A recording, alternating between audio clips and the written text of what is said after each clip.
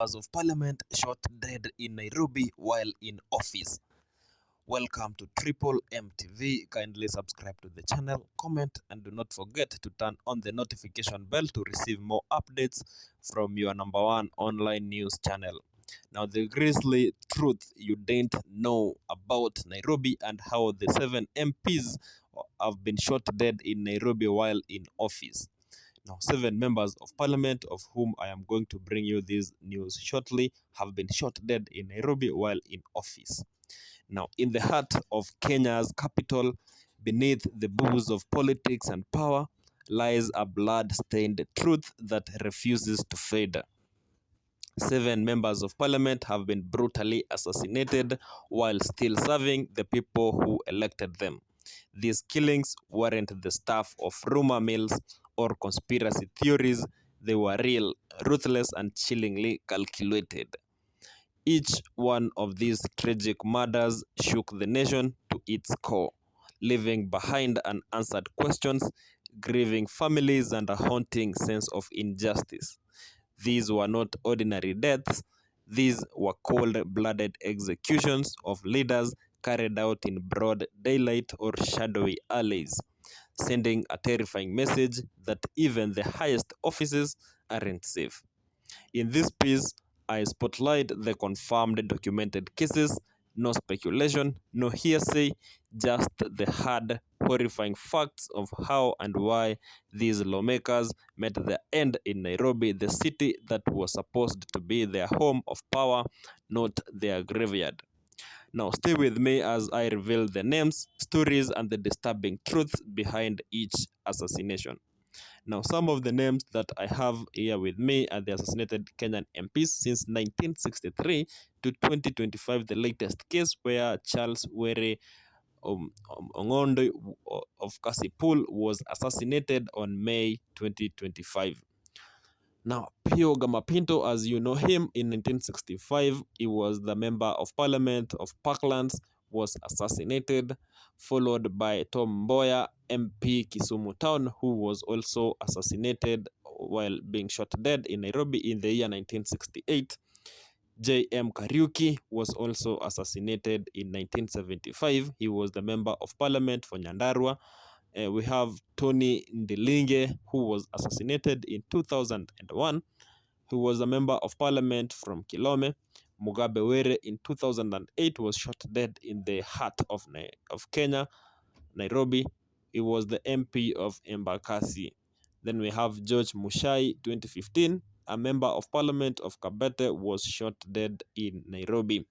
Now, the latest incident of Charles Were, who was shot dead in 2025, last week or last month, he was from Kasipul. Now, one of arrested suspects in MP Were murder is a serving police officer. Now, one of the 4 suspects detained in the murder of Kasipul Member of Parliament MP Charles Ongondo Were is a serving police officer. He is the one who pulled the trigger that killed Were on April 30, 2025 along Valley Road near City Mortuary in Nairobi. He was arrested on Sunday morning alongside 3 others. The motive of the murder is yet to be determined. He was yet to disclose where he hid the killer weapon.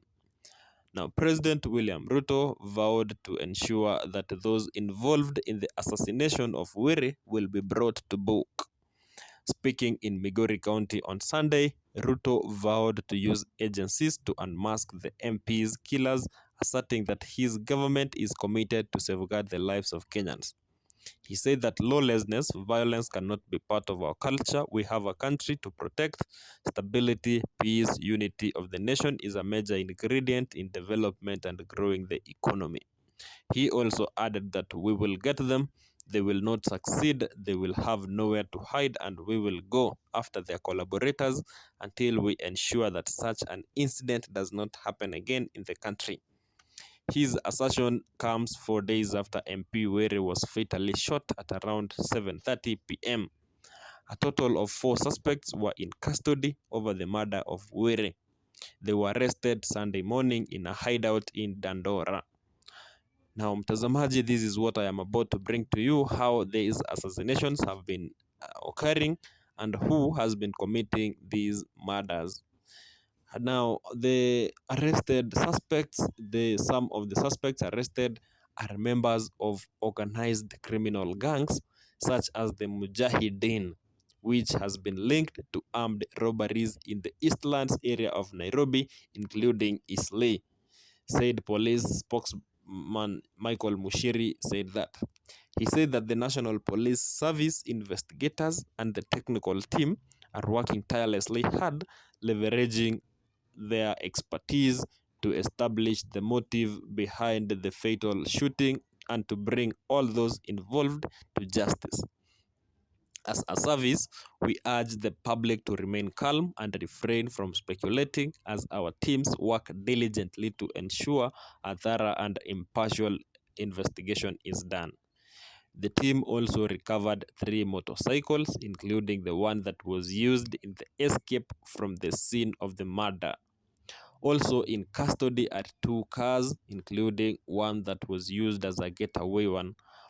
The police said that the first prime suspect linked to the murder was arrested in Dandora after being trailed from USIU area in his car.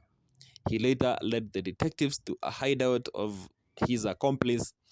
3 motorcycles, including one believed to have been used in the operation to kill Were, were recovered. Another car was seized from the compound and taken by the detectives handling the case. Now, after he shot and killed Were near City Mortuary along Valley Road, he jumped onto a waiting motorcycle and later changed to a car that was a few kilometers away and sped off towards Dandora. He and his accomplices were holed up in Dandora since Wednesday night. The car in custody was used in escaping from the scene after the shooting near City Mortuary along Valley Road, detectives have said. The gunman had parked his car outside Parliament near Sharia House, where he got to and out while carrying a bag that is believed to have had the killer weapon. Now, police want to know how the killers knew the MP had changed cars for safety reasons. The investigators say they are yet to recover a pistol used in the shooting. Whereas car was captured on security cameras near Parliament Building, City Hall Way, Wabera Street, Kenyatta Avenue, and Jakaya Kikwete Road.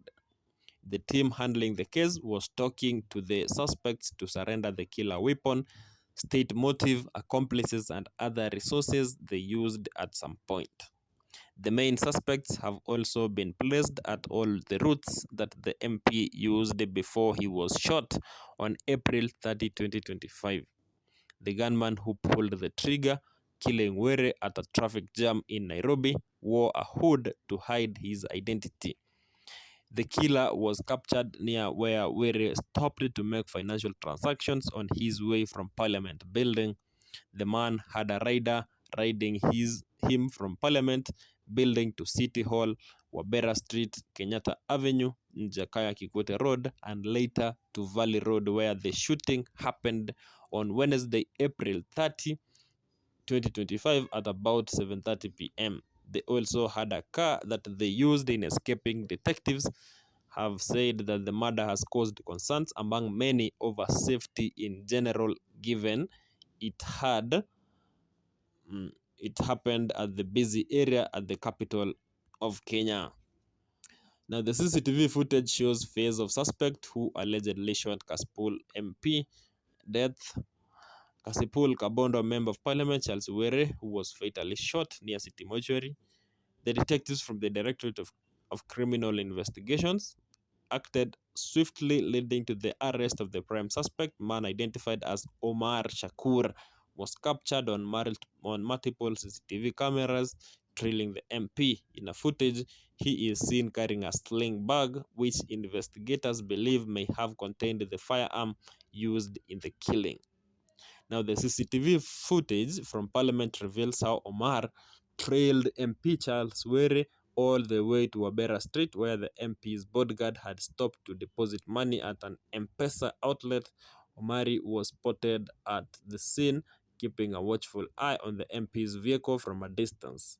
After the stop at Wabera Street, Omar mounted a sports bike and continued to follow the MP's car. Upon reaching the city mortuary roundabout where the vehicle paused for traffic, Omari seized the moment.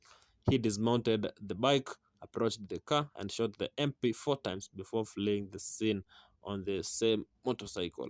After the shooting, Omar was captured on CCTV arriving in the city center, where he switched to another vehicle that transported him out of the Nairobi CBD. Police have since arrested the suspect and the investigations are currently ongoing. Mtazamaji, endelea kusubscribe kwa hii channel, endelea turn on the notification bell ndio uendelee kupata habari zaidi ya mambo ambayo inaendelea kuhappen kwa hii country ya Kenya. Naomba uendelee kusubscribe, comment and turn on the notification bell. Do not forget to turn on the notification bell to receive more updates.